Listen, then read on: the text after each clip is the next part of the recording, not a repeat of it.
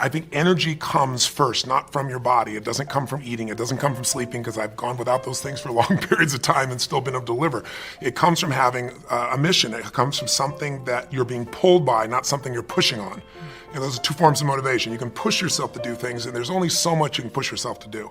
But if you're pulled, if there's something that you want to serve that's greater than yourself, there's something that excites you, if there's something that you're about, something you're made for, then there's a level of energy that most people would never dream of. And we all have that, but most of us don't connect to it and unleash it.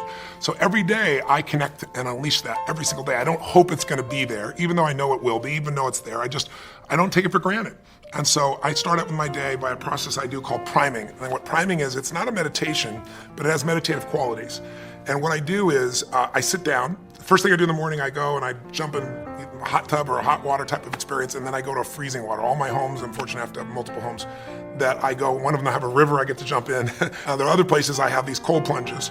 And I do that to train my nervous system from 0 to 60 like that. Every muscle, every nerve in your body, every organ gets, when you hit 57-degree water, it hits. And so it's just my mental discipline. And the second thing I do is I prime. And priming is I sit down and I do a minimum of 10 minutes, because my mindset is, if you don't have 10 minutes, you don't have a life. Right. So there's no excuse. So every day, sit down, and what do? I do 3.5 minutes where I do an explosive breathing pattern, a pattern that changes my biochemistry. And after I've done that, 30 of these intense breaths 3 times, I close my eyes and I'm kind of in an altered state, and I focus first for 3.5 minutes on just everything in my life, at least 3 things that I'm really, truly grateful for. And I don't do that in a hokey way. I don't do it in a mental way. I step into my body and feel it, and I make sure at least one of those things is something really simple.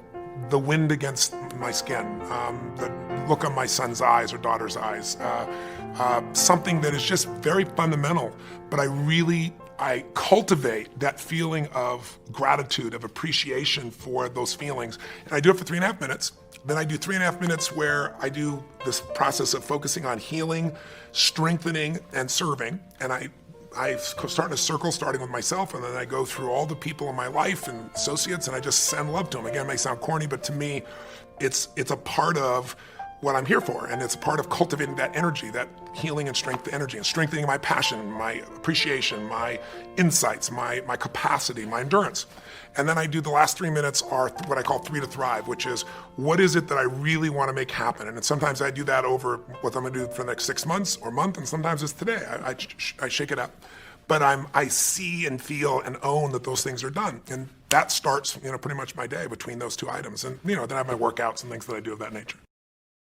That the secret to life is to get outside yourself and find the way to add value to others. There's nothing that's more fulfilling than doing something beyond yourself. I think one of the things that makes me proud to be a human being is human beings will do more for others that they care about than they'll ever do for themselves.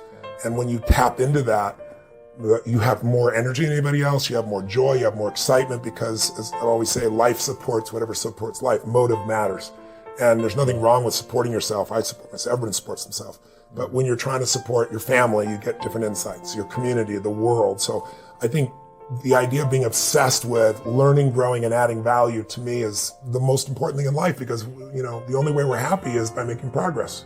We grow and we feel alive.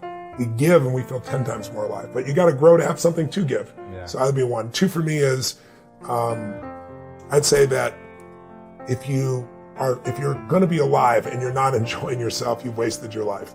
That it's like every day the gift is find something to appreciate, something to enjoy, something to love, something to give thanks for, because that sense of aliveness comes from that gratitude, comes from that peace. And then I'd say 3rd, and simplistic as it sounds, love is everything. I mean, I'd trade the love that I have with my wife, my children, my dear friends, my coworkers, my audiences. I'd trade that for all the money in the world. I mean, no amount of money can match that process. But I'm appreciative of having the money, because it allows me to have portable power. I can, I take care of, right now I provide 250,000 people a day with fresh water in India, because what kills children is waterborne disease, and it's so easy to solve. And I'm going to get that from 250,000 to 1 million people a day shortly. I'm on target for it.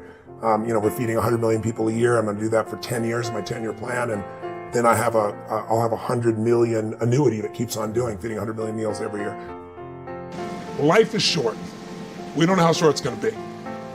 But if you only had a week to live, I bet you wouldn't allow yourself to suffer over a little crap that makes you crazy normally. I think you would probably spend time with those you love. You would do what you love. You'd take awe in a sunset. You'd smell the air. You would take in everything in those final moments that you possibly do. So my thing is, why wait? Right. Why wait? Why not just decide that if I start to suffer, I know the solution, because suffering is me obsessing about me.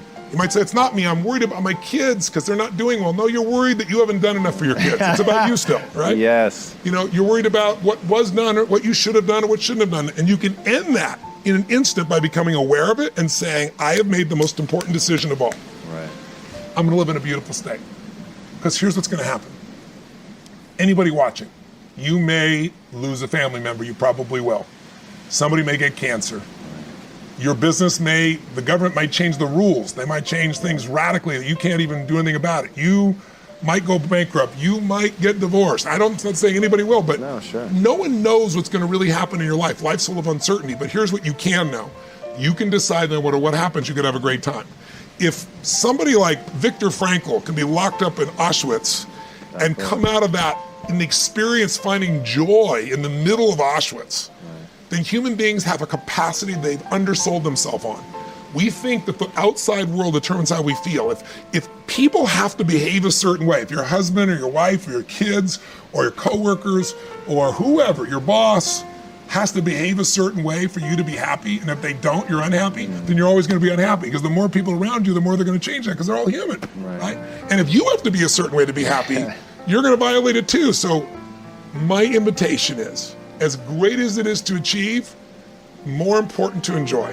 Right. And if you can enjoy every moment in that state, when you're feeling loving and playful and passionate and curious and awe, you treat other people 100 times better than when you're feeling frustrated, pissed off, overwhelmed, worried, stressed, or feeling sorry for yourself. Right. You're gonna be a better parent, you're gonna be a better lover, you're gonna be a better business person, you're gonna have a better life. So my soliloquy is, decide. Decide today. And actually say, what if I cut it off? What if I said, I'm not willing to settle and I'm just gonna live in a beautiful state? Doesn't mean you won't feel bad, it doesn't mean you won't stay there. You instantly change. That's doable. I'm on a mission to help people end suffering. If you would like to accomplish something, you must first expect it of yourself. And my question to you is, what do you expect of yourself? Do you expect to be able to perform miracles, to attract into your life the kind of prosperity that you are entitled to? Do you expect that you can manifest the kind of relationships that you would like? In order to be able to have these kinds of expectations for yourself, you have to make a dramatic change, a dramatic shift. You must change what's possible for you and what you believe is possible for you. But the question becomes, who am I?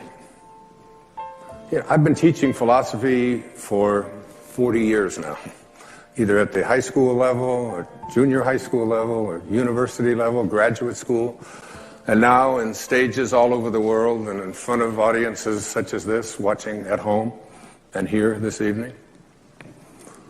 Who are you? And what is real? My teacher in India, his name was Nisargadatta Maharaj. He was asked the question, Swami, what is real? Master, what is real?